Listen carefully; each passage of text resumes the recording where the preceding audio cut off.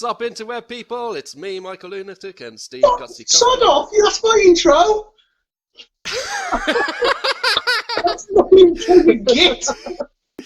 Well, I'm just so used to you doing it, so I thought...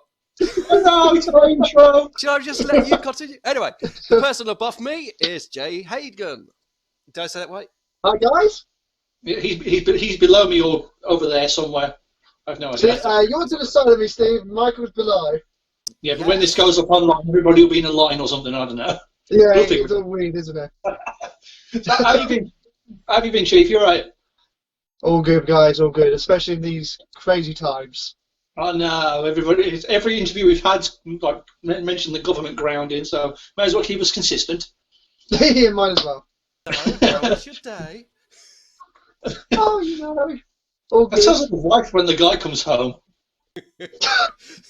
See me dressed down. Wait, is it... Would you like a snack? Or all three! I will eat and drink in the bath. I have no problem with that at all. Right. Enemy Yeah, ways. so people may know Jay as Yandere Wolf Cosplay on Instagram. Yep. That's right.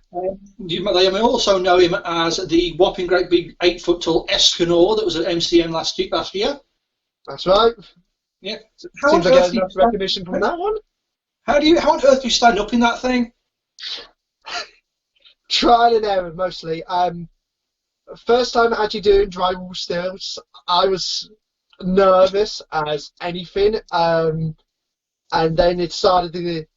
You had to get comfortable with getting in by yourself, then walking, and then adding all the armor on. And I literally done it today, a few hours back, to do some extra content. And I'm not gonna lie, 6 months out of it, and you still get that bit of wobbliness in there. Have you ever... Oh, no, you're a bit of a... It's fantastic. It took me out of my comfort zone, but it's just so good to just do something amazingly different.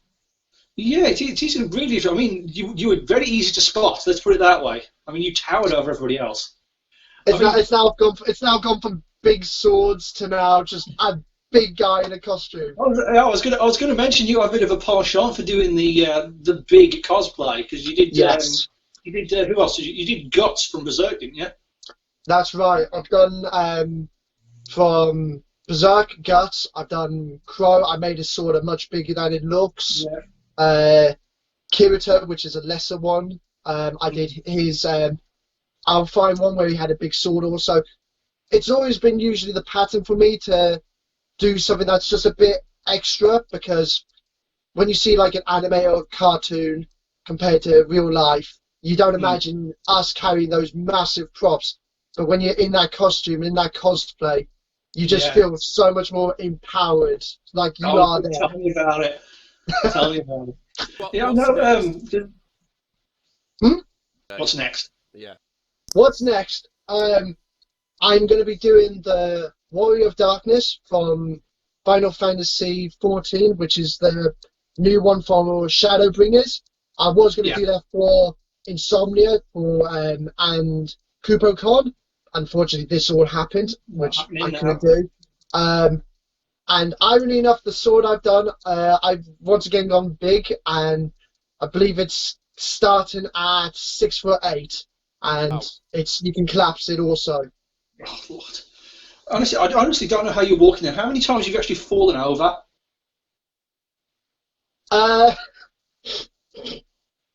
the start, I fell over quite a few times, and that was just normal ground. The moment it went to non-flat ground, I really started to stress a bit. I had to have like a walking stick, and my neighbours kept peering over and saw like it's a troll gander, and I thought. I mean, I have trouble walking around with my giant heads on.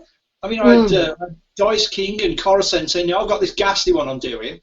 I mean, it looks incredible. I can barely see like 5 feet in front of me, but it's so good when you get them on. And, I think it's the worry inside that eventually I will do, because, you know, get into the big cosplay. But right now, I've still got vision. I warm up like anything, unfortunately, but it's still got that vision.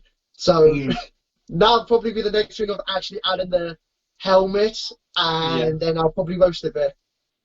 Yeah, I mean, I still, with my foam work, I still need to get a few tools to make it a little bit better, because I asked for some advice on how to stop a little bit like the bobbling around the seams, and they just go over it with a Dremel sander. Yeah, hang on. Someone trying to call me. I'm very popular for some reason today. Yeah. Who was it then? Who was trying to call you? I'm still beans.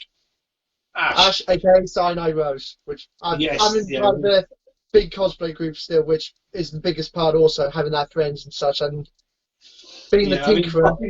I think we've all made a big impact on the cosplay world, making friends and... I think, in all fairness, it's the greatest thing. You can have skill and everything, all that such, but when you have an amazing group of friends, and which becomes more of a family, and you go into that, it's so much more motivating, so much more supportive. Yeah, it is. So obviously you, yeah, it is. So you mainly work with EVA foam, but you started dabbling in 3D prints. That's right. Hang on. Yeah. How much did your 3D printer cost you? So the Ender 3, which I will actually turn it. This is my broken one at the moment. I've got to repair. That's my Ender 3. I've got one of 3. I've all got to repair them because I've actually overworked them. Price range usually it can differentiate. There goes mine. Oh wait, someone's really after me today. Printers, the Ender 3 usually can be up to 180 to 200. It's a smaller one, but it's so moddable and it's highly reliable. When same like a CR10, that was my first one, which was a massive one. I never done 3D printing. I never did anything, so I thought it'd be easy. Bit of a mistake, kind of. That's going in blind, especially with a 400 quid printer. And but over time, I started to adapt. I learned from YouTube. I joined a few groups. I learned from people who have done 3D props also on their side, and my skill in it began improving. I started to work with different materials and such, and I also started learning and dabbing in modeling and doing the effects part also, just to literally get that bit of difference in it. Some of them small, which irony enough can be much harder than the bigger props, whereas of course where you have as big as you go and more infill, it takes more time and a lot more care. The amount of times I've either had most of my prints go right, but it's always that bit of doubt where I just leave it for probably 1 minute and something may go wrong. It's what keeps me up at night. What's been the hardest prop that you've made? One that you've had most difficult with? Are we talking 3D prints or? It could be either, really, or both. Ooh. He's thinking. I think out of the hardest props, including armor, would be Escanor, because the first time I did that was with 3D printed. That was much more to my expectations. It was about 12 days printing, and it was so heavy. With the armor also, normally when you have you can take templates or you learn and base it. I had to take everything and of course expand it to make it look much bigger than it naturally was. Out of 3D printing side, I think more than anything was the longest one was a May gun from Overwatch. The amount of pieces that, of course, it built, and it was so specific. I believe that was 15 days, and 2 pieces I left running to go to work, and these were 21-hour prints, and you always had that bit of doubt. So the moment I come home, it started going wrong, and I thought, oh boy. I think the biggest one which will take the cake now is after I get them repaired. I've got the Star Wars Republic Commando armor, which I've had to break down, piece together, and that's going to take, once all 3 of them up, if I normally had 1 printer, it'd be 30 days continuous. Jesus. So the plates don't melt when you do something for that long. It is worrying at the times. You have to let them cool down. Normally there's safety measures. A lot of them are there to protect it from catching fire or overheating. Like one of my stories on Instagram, unfortunately, the coding and bypassing, normally it should not happen. It should never go over the max temperatures. It's why you can leave them for long distances. Most of the machines also have a shutdown method which you can turn off, and of course you can come back to it, which is another great feature. Yeah. But it's also that bit of doubt of trust. Want to smash it out, let it cool down, and it's a problem also when you have the lesser models. Sorry, less expensive models, I should rather use. When you have an Ultimator which skyrockets over to 2,000, but they do practically everything compared to an Ender, and it balances itself out. Yeah. So hopefully at the end of the year, you will, like myself, be attending Doki Doki as a guest. I hopefully will be. Yeah. So what are you going to be hopefully bringing with you? Are you going to be doing any talks on foam and 3D printing?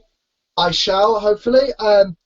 Me and my other colleague who I've been starting with, which is Maggie's Confused, we decided to go, well, we've got this time a bit crazy, and we're going to be hopefully doing Strife and War from Darksiders. So big foam build, big sword, that's going to be me.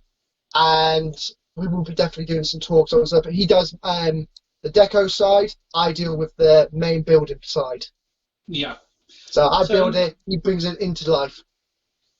Yeah, so people who want to start up 3D printing, they don't have to spend a massive amount of money just to get started. They'll get yourself a very basic kit to do like little like emblems, badges, just small bits of cosplay detail. Yeah, definitely I would say like an Ender.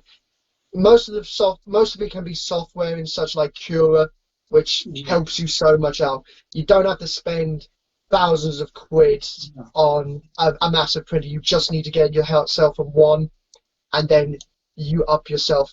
Only reason I have 3, because I do big projects, it breaks up the time, but I've got used to it, especially when repairing and such. Takes 1, the other 2 work, such. But yeah, no one has to spend so much. Yeah, so both of you guys, obviously, I put this to like the social medias a while ago about 3D printing in cosplay, and if it should be counted as part of self-made, or if you classify it as the other, because a lot of people are saying yes, it's self-made, you are printing it, you're putting it together, but without the program and without the instructions, the computer can't do anything. So those instructions have got to go from somewhere. So does it class as being self-made by you, or like technically a commission? I was wondering what your thoughts were. With it's a tricky one where some things, of course, you can do like from Blender, and there's a few programs you can actually make the models, which some of them can be basic. It's how much depth and how much understanding you got with the projects. Some of them, like my massive Black Knight sword, it's a basic, simple design. So it's something, but unfortunately, it's hard to detect because, and I will be honest, some of the things I use with 3D printing, I do have to get them out from another guy or a commission. There are loads of professionals, so it's a matter of being honest about it. I'm always going to be honest, say if I've done it, I can say I printed it myself. I have no claim on the programming side or any of the build side for that. All it is just the materials. I do agree if someone has printed it out and it's all basically done themselves and made it to life, 100% I agree. But at the same time, as fairness as it can be, if it's not literally like, say, when you see on Etsy and Thingiverse and Yegi, when it says not right for distribution or selling, I would say some people should come forward and just say, if it's not built by them, it shouldn't be built by, it's not theirs. Yes, it's a bit of a grey area when it comes to that sort of thing. It's almost like saying, grey area. it's like saying, oh yeah, I built this, but the parts were made by somebody else. Yeah. It's that As they sort say of with thing. the RC Commando. Armor, I will be very honest, is very tricky. I'll be honest, I never made it. I bought it in because using a human model, finding one is very expensive unless you know where to look or you can print it yourself. And me and my group actually agreed if we went something like on a masquerade, we would not do it for a competition, we would do it for fun. Just for the fact of just a laugh, just to have that love of it. Point them in the right direction, but never claim it as our own. I always think the competitive scene takes it out of the cosplay element a lot because you can get like quite a lot of toxic. It's the same like real life guns and such, like for 3D printing, which is it's once again with I think you pointed me to a few, Michael, and I had to be somewhat honest, which I will have to say. It's like once again some can be done.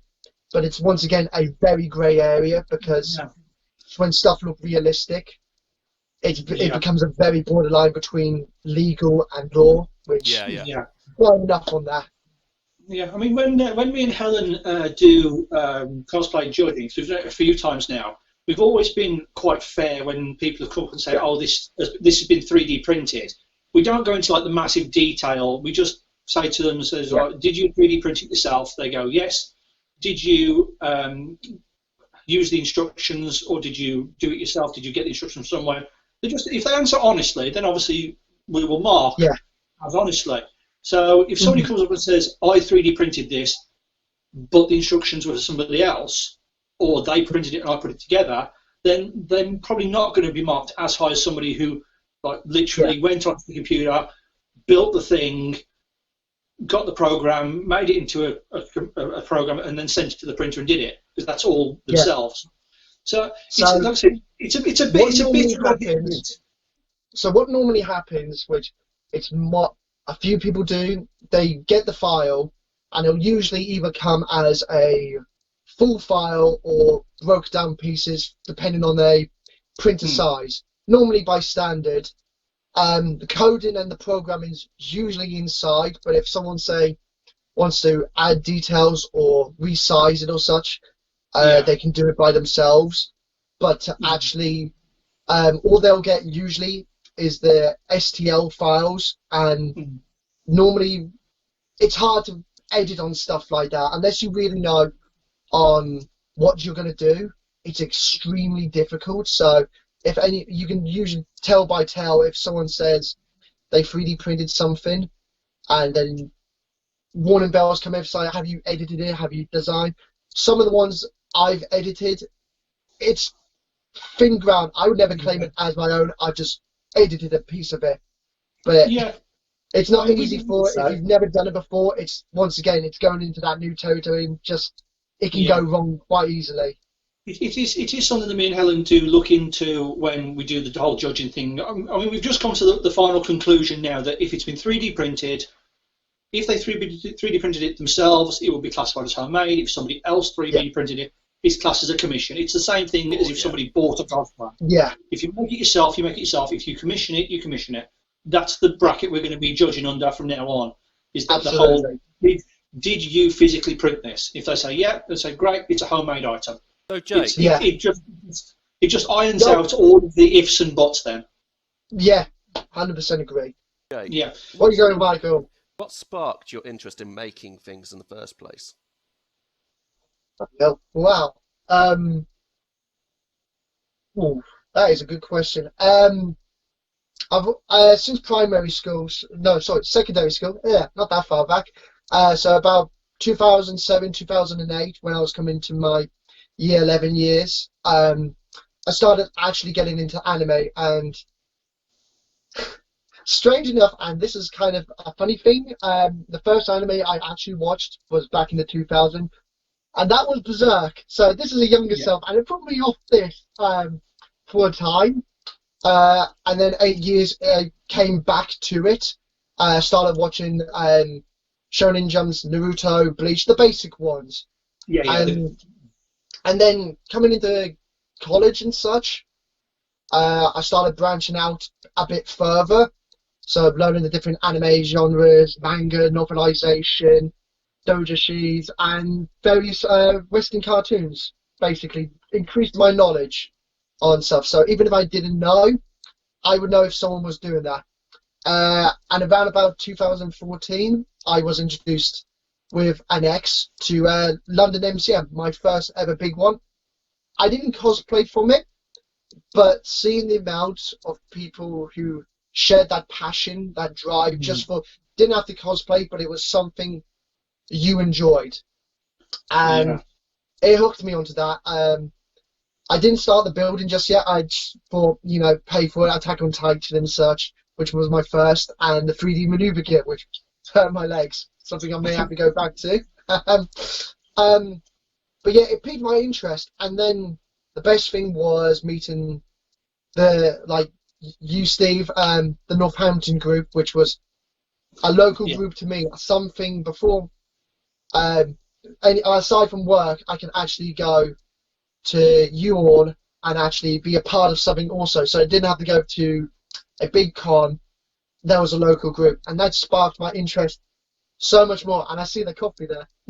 Yeah, that's the coffee I'm drinking. That's coffee all we needed. But yeah, these videos it sparked my interest, and yeah, it just started growing. I started thinking about building the stuff and trying to do much more, and over time it improved and improved. Some things worked, some things didn't, and it just grew so much, and really took off when I think it was 2017 or 18, one of the two. I took part on Instagram and such, thanks to Sky Kitten, and she's done a lot for me. But thanks to that, I got to see so much more, like Camway, Jessica Negri, big cosplayers, but down to our level, and that just hit me massively. And now there's companies now like, irony enough, Polyprops, R31 Studios, who also, they do amazing top tier stuff, but they also show the stuff and the templates and the builds to us. Yeah. It feels like we're a part of that. There's no elite in it. We're all a big family. Exactly. I mean, there shouldn't be any type of elitism. I mean, this whole cosplay thing should be do it for the sake of having fun rather than competition or saying that I'm better than somebody else. Because as soon as you start saying that you're better than somebody else, you're becoming part of the problem. But there's always someone better. The only person I've ever thought myself better is myself, just to push that. I would never. Everyone is unique, and knowing as we, as the cosplay community, are probably one of the most growing communities now out there in the 21st century. Now, just coming into that, we're now bigger than Christianity. We're bringing that. It's not so bigger than Jesus. But, I mean, you can make loads and loads of friends from cosplay community. I mean, I was speaking to the guys on Facebook on the group Cosnormality about people who judge themselves against others, and people were saying, "Oh, you shouldn't do that. You shouldn't judge yourself against other people. Do it for you." But I turned around and said, "Listen, I do judge myself against others because then I say to myself, like, how did they do that? I want to know. Give me knowledge. I want to improve myself. I want to now do something better than I did before." And I think that a lot of people need to take that sort of mindset on it and say, "Okay." I mean, don't get me wrong. There's been like every time anyone says my cosplay are good, I always take it on a slap of the noggin because I think it's good, and I'm glad they recognise it. I'll compliment them because they're unique and fantastic on themselves. And I would be lying if I've never ever felt that bit of jealousy when I look at someone else's armor build, but then they also reflect back and say yours is fantastic also. It's just that we're as unique to anyone as we are. We all get that bit of jealousy compared, but it's the fact of we should be such an interlinked group that we should nothing should be secret like on such. We all should be part of it. If anyone needs help or a bit of guidance, for the new generation coming into the cosplay community. Yeah, I mean, you can go around the convention, you can be in your costume all day, you feel like you've not had a good time or anything like that, and then you get that one person who just comes up to you and says, I really think your costume's really good, I really like it, and it just lifts your whole day. And that's the whole reason that we do it sometimes, is to pass on our knowledge and to make people's days feel better by saying, you've done really well on that. But, I mean, the best thing about cons and such, like when I've seen a few of them, like Northampton and such, where people, when you've got the trends and such, like ironically enough, like the Attack on Titan, the Frozen ones, the ones that have become mainstream. Yeah. And unfortunately, it pushes those who haven't done, a recognizable cosplay, unless you really know. But it's that it's that thing of when you recognize and you just say to them, that's your cosplay, and you just call them by character, and they just feel that bit of life in them, and that's why that's why I love seeing, they get that bit of joy that they're not disillusioned from themselves. They are included with us. Thanks for watching, everybody. Obviously, like, comment, and subscribe on the videos. Subscribe to the channel, and we will all see you at a con real soon. Bye all. Thumbs up, not thumbs down.